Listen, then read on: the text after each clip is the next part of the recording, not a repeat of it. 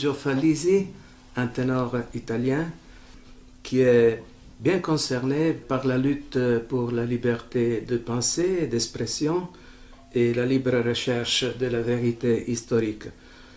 J'ai l'honneur d'être ici avec M. Robert Faurisson dans sa maison après son anniversaire. Alors, la première chose que je voudrais vous demander, cher Robert, est quelle a eu votre impression de ce particulier anniversaire? Je précise pour commencer que nous sommes le 26 janvier 2017. J'ai donc 88 ans et un jour. Et vous me demandez mon impression sur ce qui s'est passé hier, le jour même de mon anniversaire. Eh bien, j'ai eu une très belle et très inattendue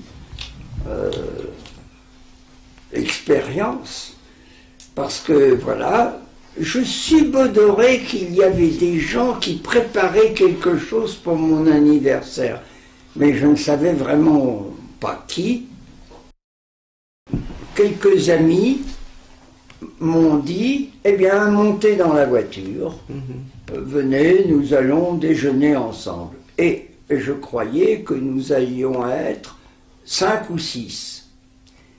J'arrive en un endroit connu de Vichy qui s'appelle l'hôtel Aletti, qui est très très très connu.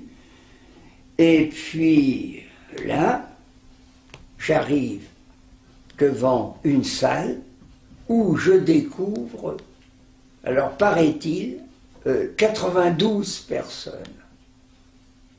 Alors, ovation et le reste.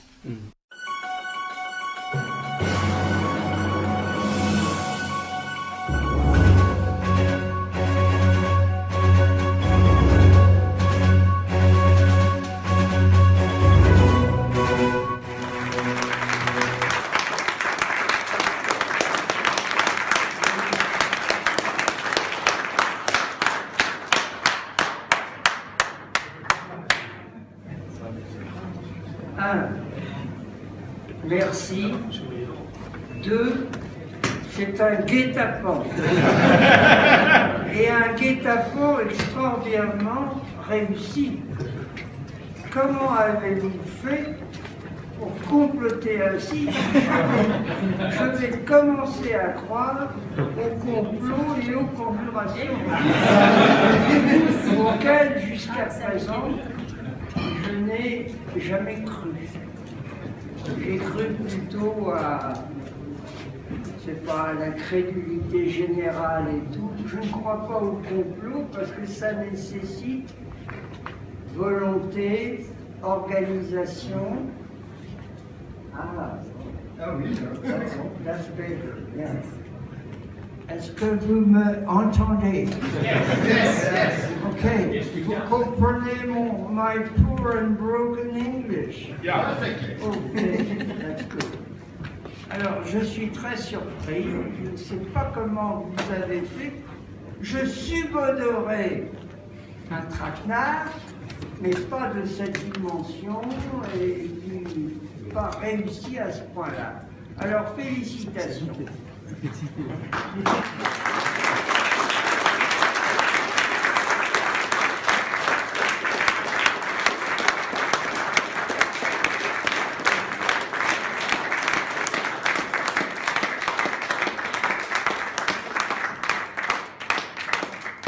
Merci de vos encouragements. J'en ai bien besoin.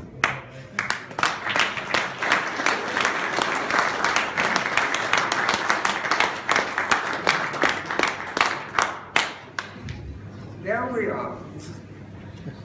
Ok. Alors, je sais maintenant, depuis quelques heures, je sais le nom des responsables de ce guet-apens, parce que j'ai dit, c'est surprenant, c'est comme un guet-apens, mais qui me fait énormément plaisir, évidemment. Mais dans la vie, je ne crois pas, moi, au complot et aux conjurations. Je pense qu'il y en a très peu. je parle et qui réussissent. Je pense qu'il y en a peu parce que on a besoin, pour être un complotiste, un comploteur plutôt, on a besoin de discrétion, c'est rare. On a besoin de courage, c'est rare.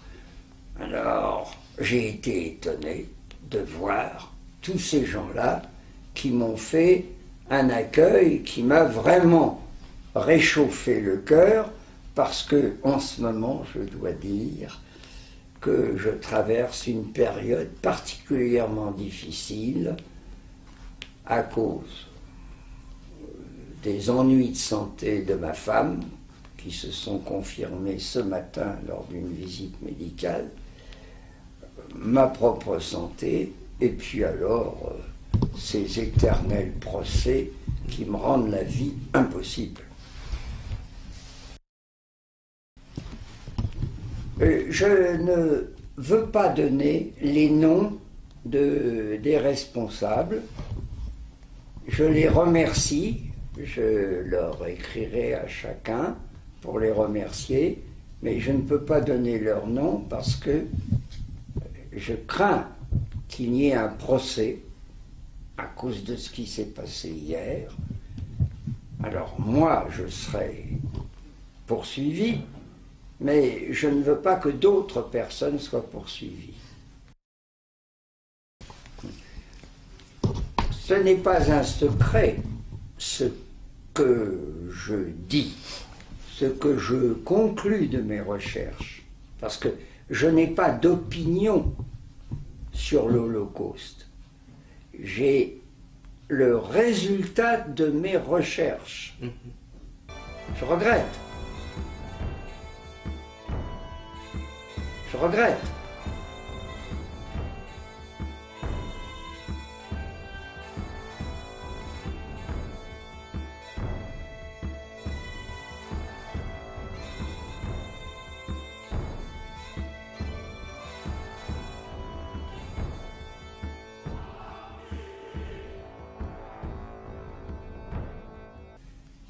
J'ai par exemple, je suis l'homme qui a découvert les plans. Il me reste à remercier notre ami. Merci à vous. Merci pour votre courage et pour votre rectitude. Pas mon courage, mon héroïsme. Oui, c'est vrai, c'est vrai, c'est vrai. À bientôt, cher maître. À bientôt.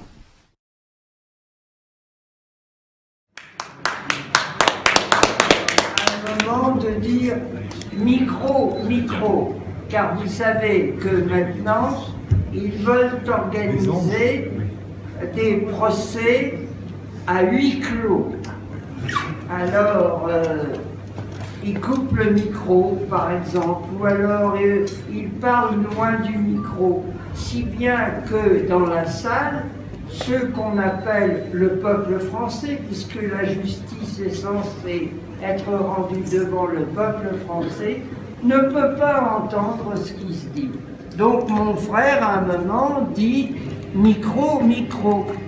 Eh bien, il a été mis à la porte, alors que le président savait pertinemment que mon frère était là pour m'aider, je dirais presque même physiquement, voyez-vous. Voilà. Bon. Mais j'ai une nouvelle à vous annoncer, elle est mauvaise, mais on va voir, peut-être que je trouverai la parade. J'ai un avocat qui suit mes affaires d'un peu loin, et pour le prochain procès, j'ai dit à mon avocat, je veux que vous demandiez qu'on m'assure 2 heures de temps de parole. Car vous savez que le président, au début, est censé vous dire, vous avez le choix. Ou bien vous allez répondre à mes questions, ou bien vous allez procéder à ce qu'on appelle une déclaration. Et moi, je choisis la déclaration, mais je veux 2 heures. Eh bien, cette fois-ci, j'apprends que la présidente, Sophie portier, a décidé que mon prochain procès durerait entre 45 minutes et 60 minutes, tout compris.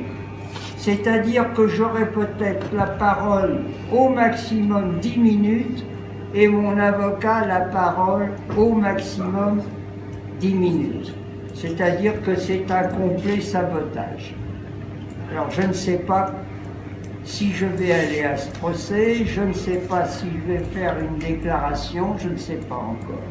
On verra. Et voilà, donc j'ai besoin de réconfort en ce moment. Et vous me l'assurez, vous me le confirmez. Je vous remercie.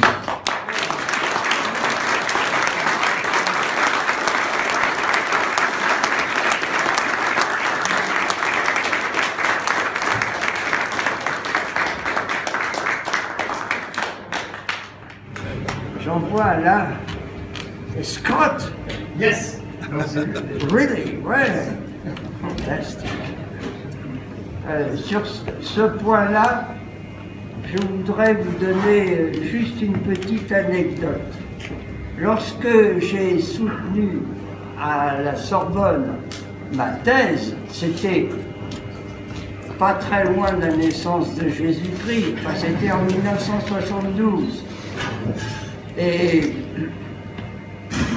la séance de soutenance dont j'ai l'enregistrement a été extrêmement vivante. On entend le public réagir 120 fois. Une partie du public était contre moi, et en particulier des gens du phare, F-H-A-R, Front homosexuel d'action révolutionnaire. Ils n'étaient pas contents de ce que je disais de leur héros, Lautréamont, n'est-ce pas, puisque ma thèse portait sur Lautréamont. Enfin, tout ça avait été vraiment animé. Il y a même un moment où on entend des applaudissements pendant 35 secondes. C'est pas mal. Bon, alors, mon père et ma mère, défunts aujourd'hui, ont assisté à ma soutenance. Et à la fin, mon père est allé trouver un des membres du jury. Ce n'est pas lui qui m'a raconté cette anecdote, c'est quelqu'un d'autre. Et il paraît que mon père a dit à ce monsieur qui était membre du jury: il se peut que par certains aspects mon fils vous déconcerte, il vous déconcerterait moins si vous saviez que sa maman est écossaise. Voilà, vous méditerez là-dessus, sur la réputation faite aux Écossais.